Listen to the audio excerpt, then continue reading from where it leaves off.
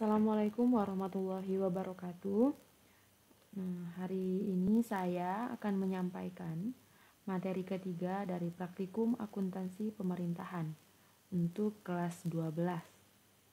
Nah, adapun materi kita pada hari ini yaitu pengesahan rencana anggaran pendapatan belanja daerah atau RAPBD. Nah, jadi kalau pertemuan yang lalu kita membahas tentang penyusunan RAPBD. Nah, sekarang kita akan membahas tentang pengesahan RAPBD.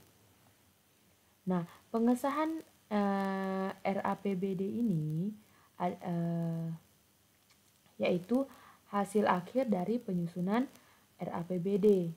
Nah, setelah disusun, RAPBD ini disahkan menjadi APBD.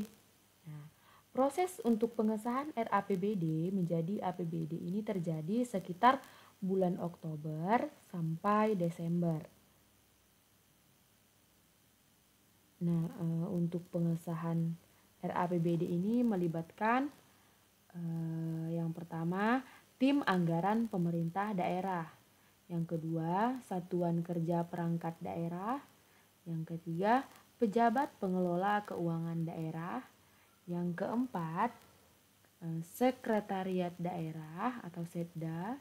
Yang kelima, ada kepala daerah. Yang keenam, ada dewan perwakilan rakyat daerah. Dan yang ketujuh, ada gubernur. Nah, untuk uraian tentang sebagian pihak-pihak yang terkait dalam pengesahan RAPBD ini saya rasa sudah dibahas pada bagian penyusunan RAPBD seperti TAPD, SKPD, PPKD, sekretariat daerah, terus kepala daerah dan DPRD sudah dibahas. Tapi sekarang ada yang masih ada pihak dari pengesahan untuk RAPBD ini masih belum dibahas. Nah, itu yang poin 7, gubernur atau Mendagri. Di sini gubernur adalah pimpinan eksekutif di pemerintahan provinsi, sedangkan Mendagri adalah pembantu presiden yang membawahi Kementerian Dalam Negeri. Selanjutnya, B. Dokumen-dokumen dalam pengesahan RAPBD. Nah,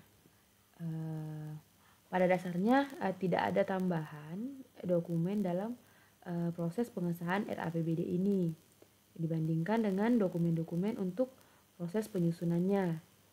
Dokumen dalam pengesahan RAPBD meliputi RAPBD, nota keuangan, dan lampiran. Nah, di sini lampiran-lampiran itu meliputi ringkasan APBD, rekapitulasi belanja, daftar jumlah pegawai, daftar piutang daerah, daftar investasi daerah, daftar penambahan dan pengurangan aset tetap, dan daftar dana cadangan. Kemudian kita masuk ke proses pengesahan RAPBD.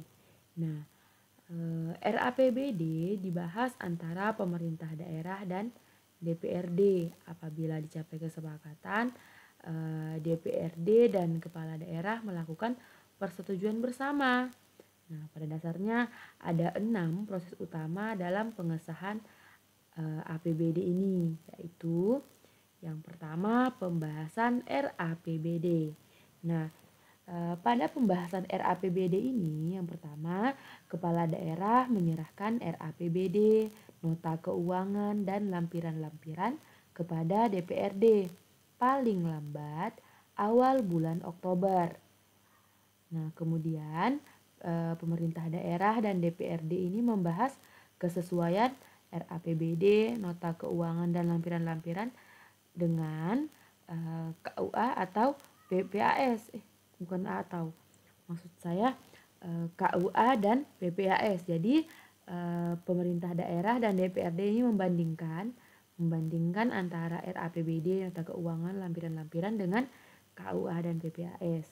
Nah, Apabila dicapai kesepakatan, kepala daerah dan DPRD ini membuat persetujuan bersama bersama paling lambat 1 bulan sebelum pelaksanaan APBD. Nah, berdasarkan persetujuan bersama RAPBD, PPKD menyiapkan rancangan peraturan kepala daerah penjabaran APBD. Kemudian PPKD menyerahkan rancangan peraturan kepala daerah penjabaran APBD kepada kepala daerah untuk diperiksa dan diotorisasi. Nah, kemudian 2 yaitu evaluasi RAPBD dan rancangan peraturan kepala daerah penjabaran APBD. Nah, di sini evaluasi terhadap RAPBD dan rancangan peraturan kepala daerah penjabaran APBD ini dilakukan oleh gubernur untuk kabupaten dan kota dan Mendagri untuk provinsi. Nah, kepala daerah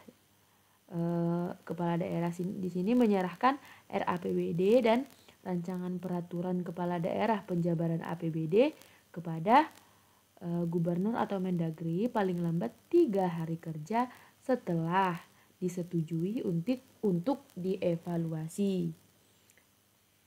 Kemudian gubernur atau Mendagri ini melakukan mengevaluasi kesesuaian RAPBD dan rancangan peraturan kepala daerah penjabaran APBD dengan Permendagri tentang evaluasi rancangan peraturan daerah gubernur atau Nah, kemudian gubernur atau Mendagri ini menyerahkan RAPBD dan rancangan peraturan kepala daerah penjabaran APBD yang sudah dievaluasi kepada kepala daerah. Nah, kemudian yang ketiga ada penetapan Perda APBD dan peraturan kepala daerah penjabaran APBD.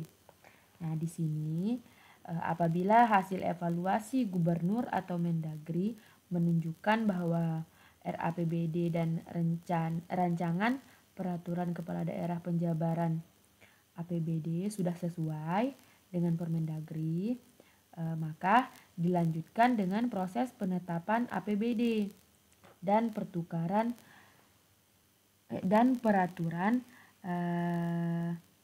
kepala daerah penjabaran APBD.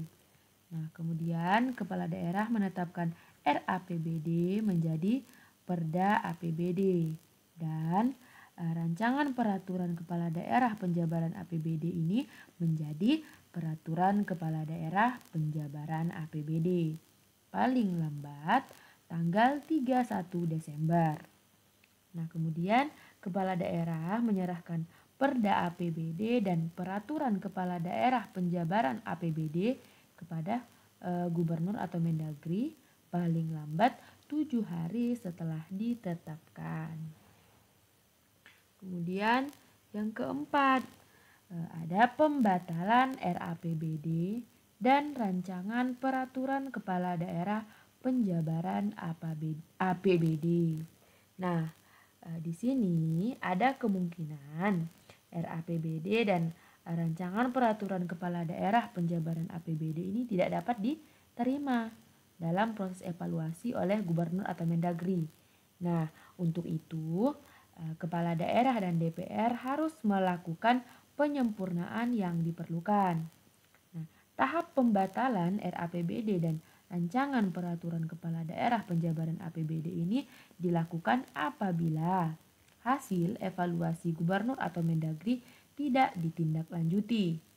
Nah, apabila dalam waktu yang ditentukan tidak ada tindak lanjut evaluasi dari kepala daerah, maka gubernur atau Mendagri mengeluarkan surat keputusan pembatalan RAPBD dan rancangan peraturan kepala daerah penjabaran APBD. Dan sehingga berlakunya pagu anggaran tahun sebelumnya.